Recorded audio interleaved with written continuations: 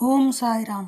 సాయిబాబా పాతబడిపోయి చిరుగులు పడిపోయిన ఆ గోనెపట్టాయే అతనికి ఎంతో ఇష్టమైన ఆసనం. అది దినారాత్రులు ఎప్పుడూ ఆ చోటనే ఉండేది. ఆసనం కోసం అది తప్ప మరేదీ ఉండేది కాదక్కడ. అతను కేవలం కఫ్ని మాత్రమే ధరించేవాడు. మరి వేరే ఏమీ వేసుకునేవాడు కాదు. అయితే చలిని తప్పించుకోవడానికి అక్కడ దుని మాత్రం ఉండేది. మసీదులో దక్షిణముఖంగా బాబా కూర్చునేవాడు. తన ఎడమ చేతిని కట్టడా పైన ఆనించేవాడు. ఈ గోనెపట్టా పైననే ఆసీనుడయ్యేవాడు. అలా కూర్చొని తన ముందున్న ధునినే ఏకాగ్రంగా చూస్తుండేవాడు. అహంకారాన్ని, కామనలను, వివిధ చిత్తవృత్తులను, ప్రాపంచిక ప్రలోభాలను, యుక్తి ప్రయుక్తుల నన్నింటినీ అతను ధునిలో ఆహుతి చేస్తున్నట్లుగా అనిపించేది. జ్ఞానాభిమానం అనే సమిధలను వేసి ఆ ధునిలోని అగ్నిని బాబా ప్రజ్వలింపజేసేవాడు. నిరంతరం అల్లా మాలిక్ అంటూ అతను అల్లా పతాకాన్ని ఎగురవేసేవాడు. ఆ మసీదు ఎంత ఇరుకుగా ఉండేదో 2.5 అంకణాల మేర మాత్రమే ఆ మసీదులోని స్థలం ఉండేది.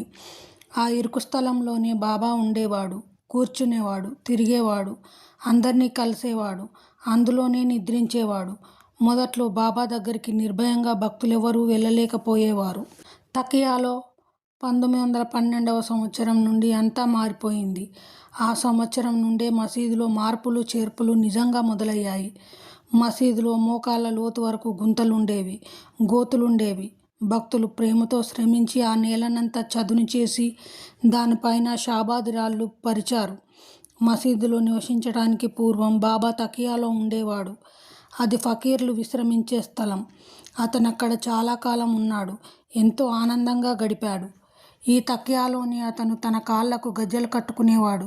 ఖంజీరా వాద్యనాదాలకు అనుగుణంగా నర్తనం చేసేవాడు. అంతేకాదు, ఎంతో మధురంగా పాడేవాడు కూడా. తొలి రోజుల్లో సాయి సమర్థుడు దీపాలు వెలిగించడంలో ఎంతో ఉత్సాహం చూపించేవాడు. అతను దుకాణాలకు వెళ్ళి దీపాల కోసం వర్తకులను నూనె అడిగేవాడు. చేతిలో రేకు డబ్బా పట్టుకొని అతను స్వయంగా దుకాణాల్లో నూనె అడిగి దానిలో పోయించుకునేవాడు. తర్వాత ఆ నూనెను మట్టి ప్రమిదల్లో పోసేవాడు. తర్వాత అతను ఆ దీపాలను ఆలయంలోనూ మసీదులోనూ దేదీప్యమానంగా వెలిగించేవాడు. ఇలా కొన్ని రోజుల వరకు కొనసాగింది. దీపారాధన అంటే అతనికి ఎంతో ప్రీతి. దీపావళి నాడు దీపోత్సవం చేసేవాడు. గుడ్డ పీలికలను వత్తులుగా చేసి ప్రమిదల్లో పెట్టి నూనె పోసి మసీదులో దీపాలు వెలిగించేవాడు. అతను ప్రతిరోజు నూనెను ఉచితంగా అడిగి తెచ్చేవాడు. ఒకసారి వర్తకులంతా అతనికి వ్యతిరేకంగా కుట్ర పన్నారు. ప్రతిరోజు ఈ బెడదేమిటి అని అనుకున్నారు. తర్వాత బాబా ప్రతిరోజులాగే నూనె కోసం వారి వద్దకు వెళ్ళాడు. కానీ వారందరూ నూనె ఇవ్వటానికి నిరాకరించారు. అంతే. ఎంత అద్భుత సంఘటన జరిగిందో! అలా వారంతా నిరాకరించగానే బాబా మారు మాట్లాడకుండా వెనుతిరిగాడు. మసీదుకు వచ్చాడు. ప్రమిదల్లో వత్తులు పెట్టాడు. ఆ వర్తకులంతా పరమాశ్చర్యంగా ఇదంతా చూస్తున్నారు. నూనె లేకుండా అతనేం చేయబోతున్నాడో అన్న ఆలోచనలో పడ్డారు. మసీదు గూట్లో నుండి బాబా తన రేకు డబ్బా తీశాడు. దానిలో 1-2 నూనె చుక్కలున్నాయి. సంధ్యాదీపం వెలిగించడానికి కూడా అది సరిపోదు. బాబా ఆ డబ్బాలో నీరు పోశాడు. ఆ నీటినంతా తాగేశాడు. తర్వాత శుద్ధ జలం తీసుకున్నాడు.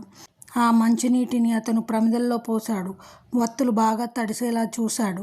తర్వాత వాటిని వెలిగించాడు. అవి దేదీప్యమానంగా వెలుగులను విరజిమ్మాయి. నీరు అలా దీపజ్వాలగా వెలగడం చూసి ఆ వర్తకులంతా ఆశ్చర్యచకితులయ్యారు. బాబాతో మా వద్ద నూనె లేదు అని తాము అబద్ధం చెప్పి ఏమంత మంచి పని చేయలేదని వారనుకున్నారు. నూనె చుక్క కూడా లేకుండా ఈ నీటి దీపాలు రాత్రంతా వెలుగుతూనే ఉన్నాయి. వర్తకులు సాయి అనుగ్రహాన్ని కోల్పోయారని అందరూ అనుకోసాగారు. బాబాకు ఎంతటి అమోఘ శక్తులున్నాయో అని అనుకున్నారు వర్తకులు. తాము అబద్ధం చెప్పి పాపం చేయటమే కాదు, బాబాను అనవసరంగా రెచ్చగొట్టామని వారు పదే పదే పశ్చాత్తాపం చెందసాగారు. బాబా రాగద్వేషాలకు, క్రోధాదులకు అతీతుడు కదా. అతను వర్తకుల చేష్టను మనసులో పెట్టుకోలేదు. అతనికి శత్రువులు లేరు, మిత్రులు లేరు. అతను ద్వంద్వాలకన్నింటికీ అతీతుడు. సర్వప్రాణులు అతనికి సమానమే.